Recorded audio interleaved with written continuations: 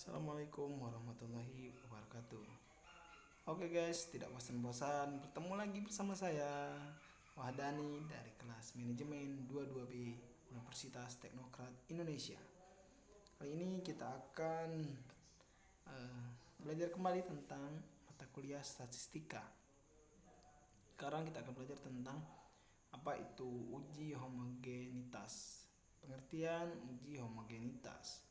Definisi: uji homogenitas adalah teknik statistik untuk memeriksa apakah suatu sampel berasal dari populasi yang memiliki varian yang sama atau tidak.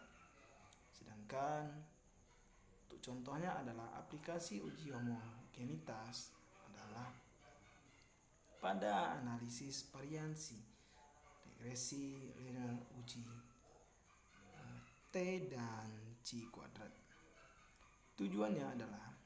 Tujuan uji homogenitas adalah untuk memastikan bahwa sampel berasal dari populasi yang memiliki varian yang sama. Hasil uji homogenitas digunakan sebagai asumsi dasar dari beberapa teknik analisis statistik. Untuk catatannya adalah yang ingin diperhatikan adalah bahwa homogenitas varian sangat penting dalam statistik parametrik seperti analisis varian dan uji T. Jika asumsi homogenitas dilanggar, maka modal yang diperoleh mungkin tidak akurat dan menyebabkan kesalahan dalam interpretasi. Next. Oke.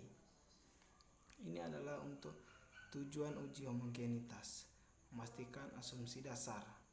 Tujuan utama uji homogenitas adalah memastikan bahwa asumsi dasar dari beberapa teknik analisis statistik terpenuhi. Untuk mengetahui varian dengan uji homogenitas, dapat diketahui varian populasi sehingga dapat dianalisis dan disimpulkan perbedaan antara dua atau lebih populasi. Yang tiga adalah mendeteksi efek outlier. Uji homogenitas digunakan untuk mendeteksi efek outlier dan pengaruhnya terhadap varians data yang diamati. Metode uji homogenitas pertama adalah Levin test dan Berthoud test dan Brown process. Oke. Levin test adalah metode uji homogenitas yang paling sering digunakan adalah uji Levin test dan Butler test. Uji homogenitas yang lain adalah uji Butler test dan Brown force. Uji homogenitas yang bisa digunakan saat asumsi normalitas terdeteksi melanggar adalah uji Brown force. Terakhir adalah Plain-Kill. Uji homogenitas yang bisa digunakan saat distribusi datanya sangat berbeda dari distribusi normal adalah uji Plain-Kill. Oke.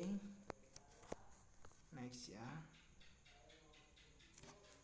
Oke, di sini adalah statistik uji homogenitas adalah ANOVA, uji T, C kuadrat.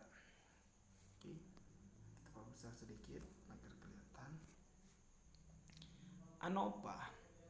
ANOVA digunakan untuk membandingkan rata-rata suatu variabel antara 3 atau lebih populasi dengan asumsi homogenitas varian.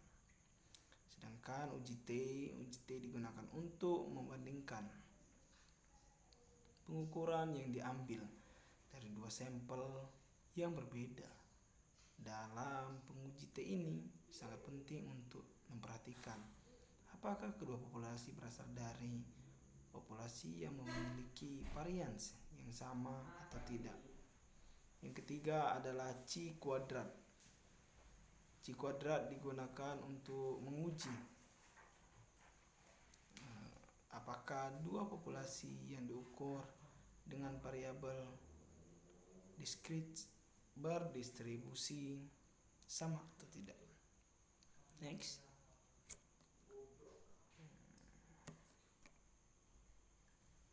Oke. Interpretasi hasil uji homogenitas. Jika nilai signifikan 0,05,